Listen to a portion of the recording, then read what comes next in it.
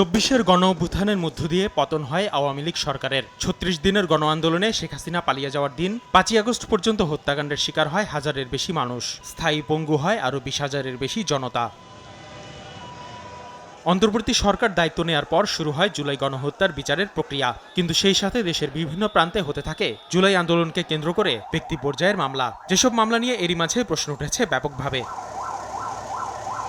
৪ August যাত্রাবাড়িতে আন্দোলনে আহত হন রিমন। এমন অভিযোগে অভ্যুত্থানের পর মামলা করেন তার বাবা। অভিযোগ ছিল ৪০টি গুলি করা হয় তার ছেলে রিমনকে, কিন্তু তদন্তে মেলেনি একটি গুলিরও প্রমাণ। ধানমন্ডি এলাকায় জুলাই আন্দোলনের আরেক মামলায় অস্তিত্বই পাওয়া যায়নি আহত ব্যক্তির। যাত্রাবাড়িতে এক মামলায় জীবিত ব্যক্তিকে দেখানো হয়েছে মৃত।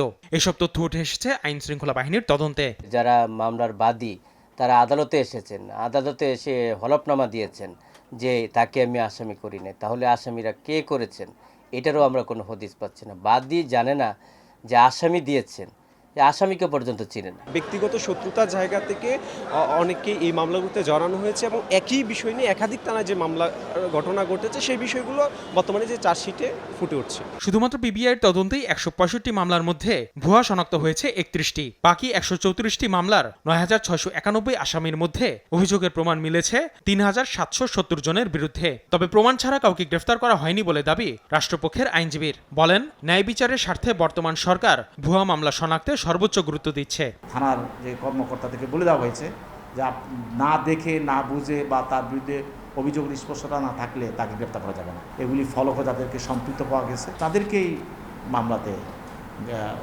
অভিযুক্ত হিসেবে গ্রেপ্তার করা হয়েছে। মানবাধিকার সংগঠনগুলোর অভিযোগ, অন্তর্বর্তী সরকারের নিষ্ক্রিয়তায় কার্যকর পদক্ষেপ নিতে পারেনি প্রশাসন ও বিচার বিভাগ। নিরীহ মানুষকে ঢালাইভাবে গ্রেপ্তার করা এবং মামলা করলেই একটা বিভীষিকাময় পরিস্থিতি সৃষ্টি করা, এই দুইটার কারণেই আসলে মামলা বৃদ্ধি পাইছে।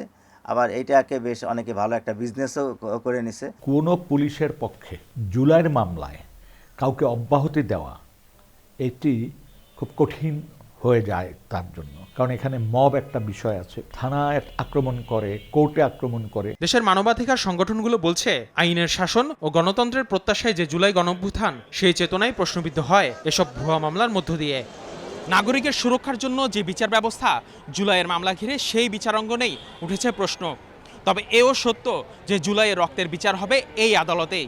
পাশাপাশি বিচারের অপেক্ষায় আছেন আসামির তালিকায় থাকা নির্দোষীরাও। আসিফ মোহাম্মদ সিয়াম, সময় সংবাদ, ঢাকা।